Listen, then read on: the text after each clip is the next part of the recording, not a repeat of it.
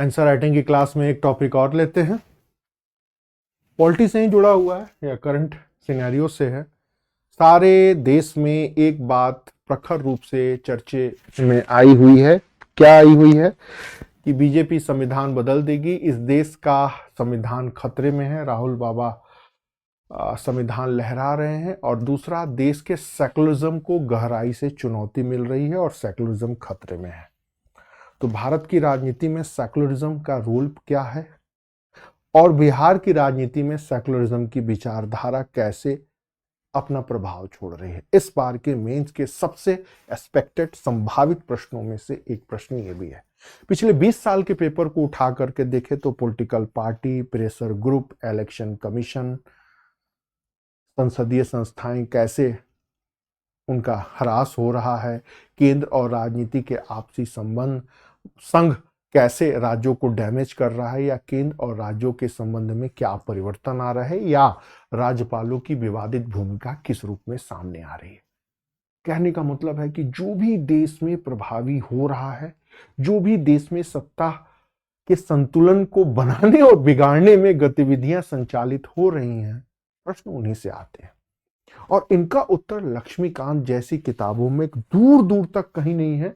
और कुछ जो आप लोग नोट्स पढ़ते हैं, खासकर बोलने में कहीं कोई हर्ज नहीं है, बेहतरीन नोट्स है आर्टिफिशियल इंटेलिजेंस से बनाए हुए, चाहे पीडब्ल्यू के हो चाहे विजन के हो, वो आईएएस के लिए तो अच्छे हैं। आईएएस के एग्जाम में ठीक ठाक कंटेंट मिल जाता है, बट स्टेट लेवल की एग्जाम में, खासकर बीपीएससी के एग्जाम में इनका कहीं कोई योगदान फिलहाल दिखाई नहीं दे रहा है। यकीन न हो तो उनके नोट्स को पलटिए और प्रीवियस ईयर के प्रश्न से टैली करिए, आपको उत्तर मिल जाएगा। तो उसी में से एक छोटा सा टॉपिक लेते हैं, सेकुलरिज्म। आप एनसीईआरटी की 11th या 12th क्लास की किताब उठाएंगे तो सेकुलरिज्म पूरा डिफाइन है। लिखेंगे कैसे?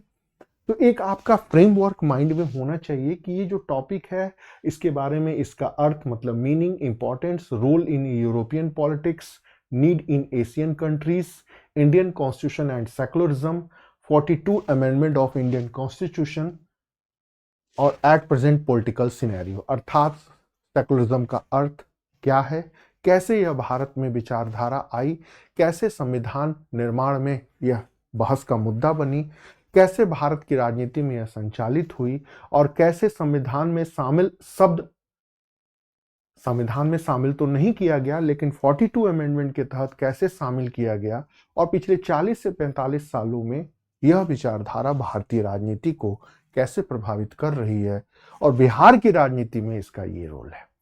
ये तो मैटर आपको एनसीईआरटी में मिल जाएगा, बट बात करते हैं बिहार की राजनीति में या देश की राजनीति में यह कैसे रोल प्ले कर रहा है, ये आपको नहीं मिलेगा। और जब तक आपकी अंडरस्टैंडिंग डेवलप नहीं होगी, आप हर एस्पेक्ट के बारे में अगर आपकी समझ क्लियर नहीं होगी, आप लिख ही नहीं पाएंगे। फॉर एग्जाम्पल, आपके उत्तर में यह पॉइंट्स आना चाहिए कि राजनीतिक दलों की विचारधारा में जो संविधानवाद और पंथ निरपेक्षता, कांग्रेस, सामाजिक न्याय सारे रीजनल पार्टियां, राष्ट्रवाद, सांस्कृतिक राष्ट्रवाद बीजेपी, संवैधानिक राज बनाम सांस्कृतिक राष्ट्रवाद कांग्रेस बनाम बीजेपी की लड़ाई, ये 5 शब्द आपके आंसर में आना चाहिए। फिर आपको बताना होगा कि पिछले 10 सालों से अनुच्छेद 370, 35 से 3 तलाक का मुद्दा, NRC, CAA, CE, common civil code, minorities politics, welfare provision for minorities, कल्याणकारी प्रावधान, माइनॉरिटीज की पहचान की लड़ाई और संभल की हाल की घटना वर्शिप एक्ट तक 15 से भी ज्यादा इशू हैं जो पिछले 16 सालों से भारतीय राजनीति में धूम मचा रहे हैं, अपनी प्रभावी भूमिका निभा रहे हैं। ये आपके उत्तर में आना चाहिए। अब आप खुद सोचिए, क्या आप इसके लिए तैयार हैं? थोड़ा उठा के नोट्स को देख लीजिए। मैं भी पढ़ रहा हूँ, इसी दिल्ली मुखर्जी नगर, राजेंद्र नगर में रोज पढ़ाना होता है, बट मैं आपको दावे के साथ कहता हूँ दूर दूर तक इन सारे व्यवहारिक पहलुओं का वर्णन नोट्स में नहीं दिखता। ऐसा नहीं कि टीचर नहीं जानते हैं, बट बहुत सारी चीजें होती हैं टीचर समझाना नहीं चाहते हैं, बच्चे समझना भी नहीं चाहते हैं, और टीचर समझा भी लेते हैं तो बच्चे के भेजे में नहीं जाता।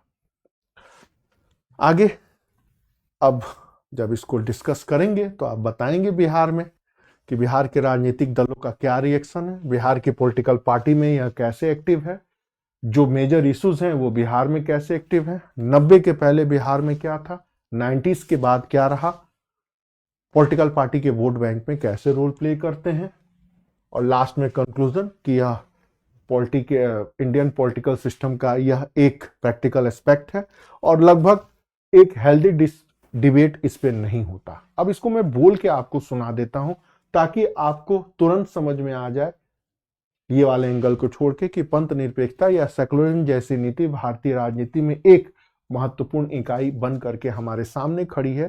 पिछले 10 सालों से केंद्र सरकार की विचारधारा के ऊपर आरोप लग रहा है कि वह राज्य के सेकुलर स्वरूप को नष्ट कर देगी।